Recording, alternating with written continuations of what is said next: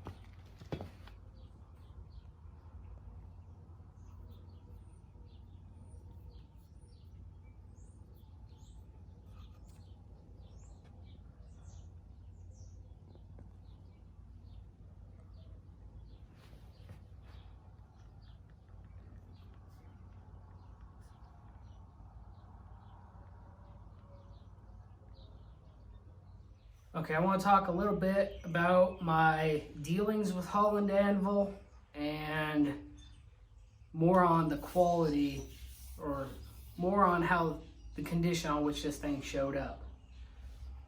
I messaged Holland Anvil on and off for about 2 weeks asking about different products, and out of the 8 messages I sent, I think I had 4 answered. And I asked when a particular product said it was out of stock. I asked when they were going to be making them. And the guy told me that they had some out of the cast going to the grinder and they'd be finished that week.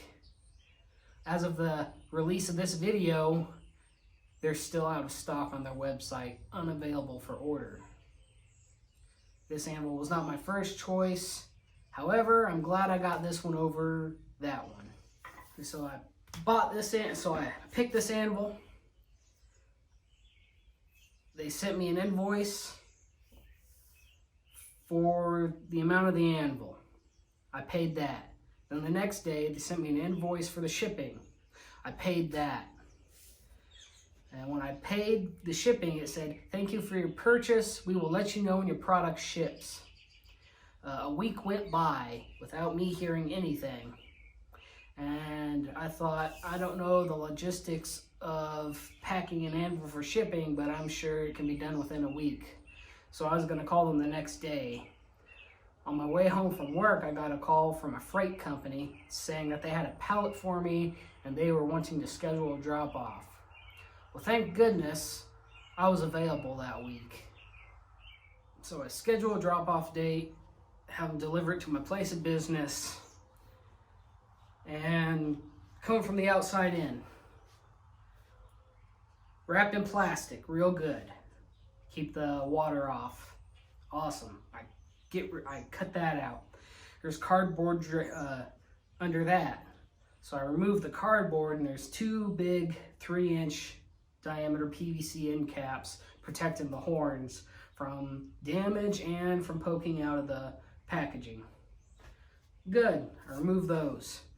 It's got some more plastic, so I ripped that off. It's got 2 plastic 90-degree protectors for the edges of the anvil here, and 1 3/4-inch wide pallet strapping going across a couple of the thin boards on the pallet. I snipped that and I get to looking at this thing, and it is pretty much exactly as you saw in the overview footage, except you can't see the bottom because I got it glued down, but the top and the bottom are milled perfectly flat, and the surface finish on the face is just straight off the milling machine. It's smooth, but you can still see where the fly cutter ran. I don't think it should affect my work at all. Little angle grinder cleanup on either end, probably from where they had risers. Other than that, it's as cast surface. Onto the specifics of this anvil. The horn tapers nice smooth into the body all the way up to right here. That's how it came from the factory, which irked me at first because I thought in the photos that it showed on the Holland Anvil website looked like it only come up to about the back of the foot, which is about where a traditional South German style comes to, but they went the full extra mile and brought it back to here. I was kind of upset about that at first until I started reading. I know how to use a London pattern anvil, but I didn't know how to use a South German pattern anvil, and there's a reason for all the different shapes. So I got to reading on it, and while there's not much information I could find, I did find that this section here is used for drawing out material. Okay, now, like I said, this is cast H13 tool steel, and Holland Anvil claims that it is hardened to 53 to 55 Rockwell. I don't think a file is hardly supposed to touch that Rockwell hardness, but I did all my cleanup on this with a file, and it didn't have a Pritchell hole. I started to drill a Pritchell hole, and I'll give you a close-up of this, but using a high-speed steel drill bit, I made it down about 1/8 of an inch before I just hit rock-hard material. So either just the outside is softened to that, well, just the outer skin is soft from heat treat, whether intentionally or unintentionally, I don't know. But yeah, the outside skin is definitely softer than the core of this thing. So it tapers all the way up to here. I put in about a 1/4 inch rounded edge here, and it kind of just smooths up to a 1/16 of an inch here. It's the same for both sides of the anvil. I left me about 2 inches of a sharp edge here for nicking big stock to market, or for cold cutting small wire and 1/4 inch round bar, stuff like that, cutting it cold. And then put about a 1/16 of an inch or 1/8 of an inch round on the square horn. One thing I had lots of problems with, and I didn't expect to, was there is flashing in the hardie hole from whatever core they put in there that was never cleaned out. It took me an 1.5 hours to chisel out all this flashing and taking different files to it, getting down in there so a 1-inch square bar would slide down through there. Okay, as I said, I was trying to drill out a Pritchell hole. This is a 1/2 inch hole.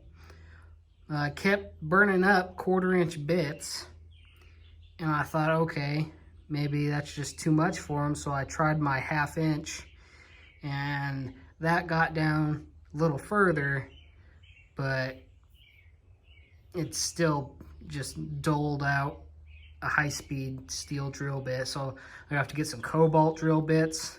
I ordered some M42 cobalt drill bits. Hopefully that will make it through here. Failing that, I'll try some carbide multi-purpose material, or multi-material carbide drill bits. Failing that, I'm not mad about having this depression here because I can use it to form rivet heads, and I can still punch out slugs that are up to an 1/8 inch in thickness. I got the anvil glued down to the stand with adhesive called M1 made by Chemlink.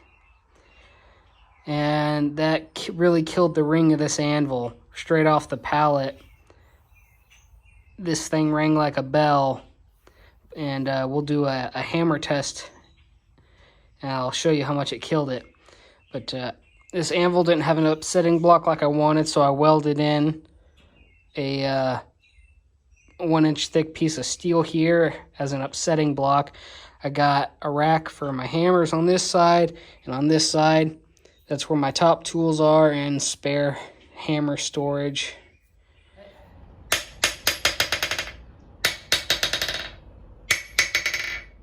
It killed the noise level on this bell down to what my Trenton anvil used to have. From the floor to the anvil face is 29 1/4 inch. That's what works best for me. And that comes up to right about the top of my knuckles. However, how I determined that was I took a bar, set it in my third hand, and you hit the bar. If it's too low, it's going to pull the bar out from between your legs. If it's too high, well, it's gonna get you right in the jimmies.